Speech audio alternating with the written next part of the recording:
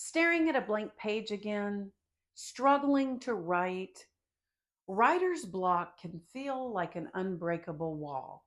Now, I've done a previous video on why I don't believe in writer's block, but the phenomenon of struggling to write is real.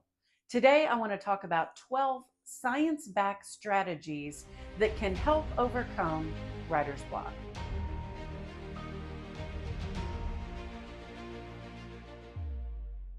Well, in 2022, there was a really cool research article that came out. Researchers Ahmed and Goose from the University of North Florida asked actual writers what they actually did when they experienced this phenomenon called writer's block. Then they took all of those strategies that actual writers said they used and they ranked them in order. This helped them identify the most effective strategies from people that actually do writing. Now, spoiler alert, number one is to take a break. But there's 11 more things on this list that I think might be helpful to you. I love research that focuses on solutions. So today I want to go through their list of 12 ideas to keep your creative juices flowing. But I'm also going to add in my commentary and my take on these strategies as we go through them. Boughs of holly, la la la la la la la la. So there were 146 participants in this study.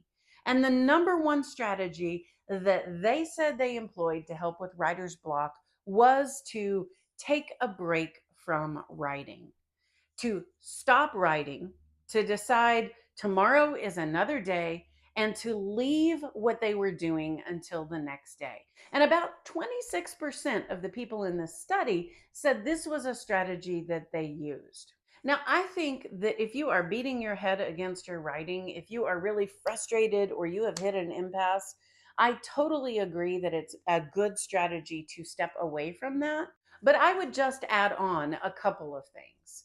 First, write 500 words. Try to get to that 500 word threshold if you can. If you can't do it in your manuscript, move to a journal, but just get that writing done. And the second thing is that if you've hit 500 words, absolutely close the laptop, go for a walk, get away from it because your brain knows that there's a problem there and it will work on the solution in the background. So you will still be working, you just won't be facing your screen in frustration. The second strategy that about 13% of the people did was to switch writing projects. So if this writing project is giving you trouble, switch and do some sort of a different kind of writing. Now, I'm not a fan of writing multiple manuscripts at one time. I am sure there are people out there that can do that and probably enjoy doing that, but I am not one of them. I would get myself really confused doing that. However, switching from the manuscript to a journal or to writing a letter or some other kind of writing certainly makes sense. But by shifting activities, it can give you some distance from the problem that is creating this writer's block and give you space to come up with a solution. The next strategy is simply to keep writing, to force yourself to write anyway.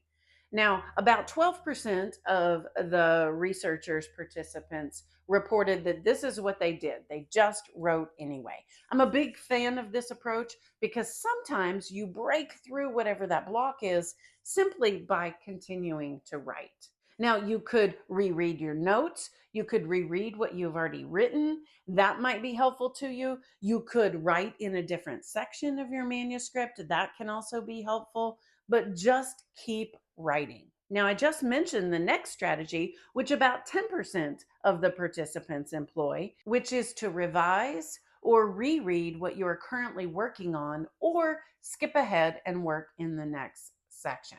Another favorite strategy by 10% of the participants is to read a book or watch a movie.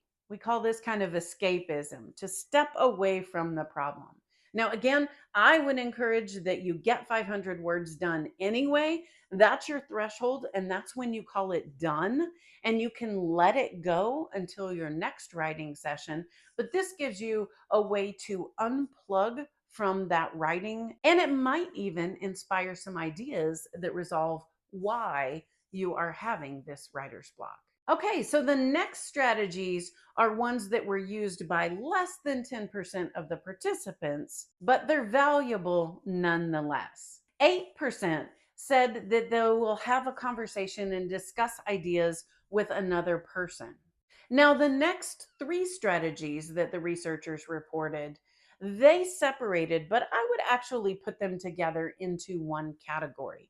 And that is 6% of the writers said that they go take a walk, 3% say they do some sort of movement or exercise, and 1% say they do some sort of meditation or yoga. Some sort of a movement kind of activity is what they're going for here. And if you add those up, those would be strategies that about 10% of the writers reported that they did for writer's block. Another strategy employed by 6% of the writers in the study was to change up the location, to find a different setting to maybe inspire them and help them break through writer's block. 3% found it helpful to switch from actual writing activities into researching. So, looking up the facts and the information that they needed to help in their book. And 2% of the writers found it helpful to eat or drink something. By pausing and having a snack or a beverage, it helped them to be able to come back with a little bit of a fresh mind and continue writing. Well, I love practical solutions for problems, and these researchers found 12 strategies that are employed by writers to help when you are struggling with that motivation to write. I have found it helpful to actually divide those into two categories. And which path I choose depends on what I need. So, one path is if I know the problem, to do something to address what is causing the writer's block. But the other path is if I don't know that information yet. I may be feeling stuck or frustrated, but I'm not exactly sure why. Some different strategies work in that scenario. So I thought it might be helpful to you if we divide this list based on which of those two strategies you need. Is the season to be jolly? So if you know why you're struggling with writer's block and you need to work on the solution, then move toward the current writing project. That's the strategy. So things like continue writing, talk with others, do research on your book. Those kinds of things might be really helpful because you know what the problem is, and those will help you to address it. Now, if you don't know what the problem is, then I find it more helpful to do what I call percolating time. Kind of like the old fashioned coffee brewers, they need some time to kind of bubble and brew through the grounds. And that's what I equate this second path to. So things like taking a break and stepping away from it, giving your mind the opportunity to work in the background to even figure out what the problem is. Things like working on a different project or working on a different section or escaping by reading or watching a movie, maybe taking a walk, doing that exercise or movement, yoga, meditation, changing your location, eating or drinking something. All of those are strategies that are about kind of disengaging from your writing to give you time to figure out what the problem is. Then, once you know the problem, you can jump in and move towards your manuscript with those other strategies. So, hopefully, that distinction of categories will help you to take this research from 2022 and apply it to your writing life. Well, if you want to see my previous video on why I don't believe in writer's block, you can click right over here on this video and watch that next. And don't forget to like and subscribe to the channel so other writers can find these videos too.